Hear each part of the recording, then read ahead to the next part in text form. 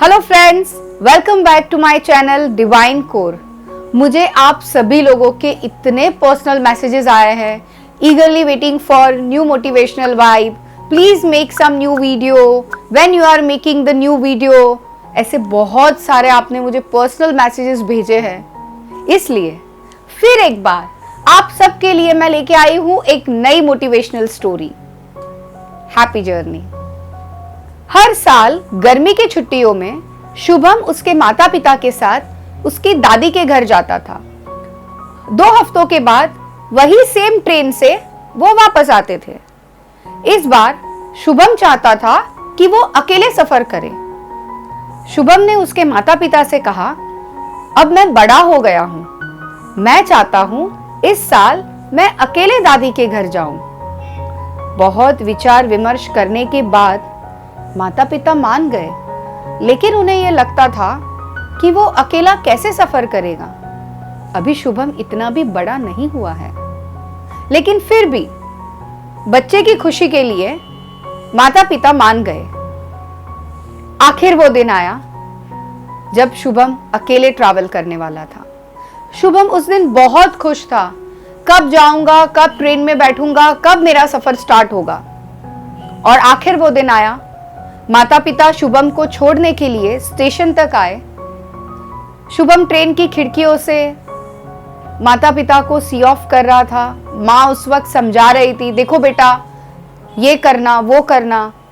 तभी शुभम ने माँ को टोक दिया और कहा, बस बस माँ, आप मुझे ये बात 100 बार बोल चुके हो मुझे कैसे रहना है, क्या करना है, लेकिन मुझे पता है अब मैं बड़ा हो गया हूं, मैं अकेले सफर कर सकता हूं।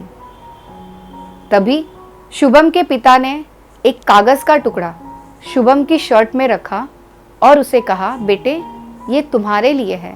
सफर के दौरान अगर तुम्हें डर लगे, तकलीफ हो, तब तुम ये कागज का टुकड़ा निकाल लेना। शुभम तो बस यही इंतजार कर रहा था कब ट्रेन शुरू हो और उसका सफर स्टार्ट हो। और बस उतने में ही ट्रेन शुरू होती है। शुभम बाहर के नज़ारों को देखकर इतना खुश हो रहा है। धीरे धीरे धीरे वक्त बीतता गया।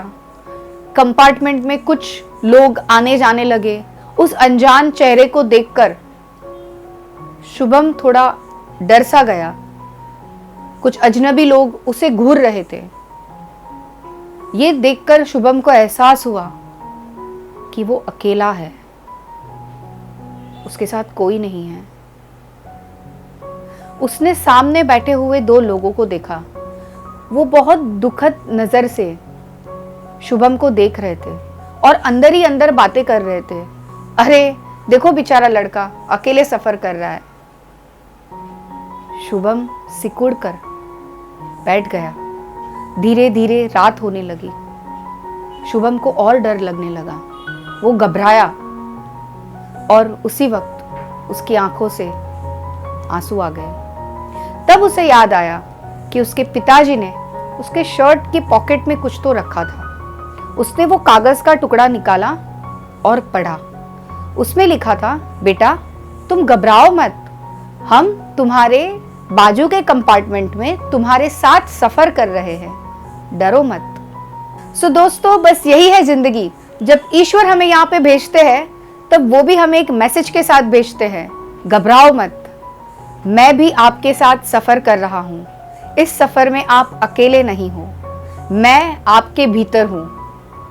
आई am within your reach, call on me. So दोस्तों, कभी भी आपको जिंदगी में डर लगे, कहीं आप रुक जाओ, घबरा जाओ, सहम जाओ, या आपको ऐसे लगे कि आप बहुत अकेले हो, तब याद रखना कि जिसने आपको यहां पे भेजा है वो भी आपके साथ सफर कर रहा है, वो आपके भीतर है। मैंने कहीं पढ़ा था, जो कुछ है तेरे दिल में सब उसको खबर है, जो कुछ है तेरे दिल में सब उसको खबर है, बंदे तेरे हर हाल पर भगवान की नजर है। सो दोस्तों, कभी भी जिंदगी में रुकना नहीं, डरना नहीं, घबराना नहीं, ये नहीं समझना कि आप अकेले हो। हंसते रहिए, मुस्कुराते रहिए। सो दोस्तों, be positive, be happy, be easy. देखते रहिए ज़िंदगी को मेरी नज़रों से। और हाँ, एक बात, happy journey. Thank you so much.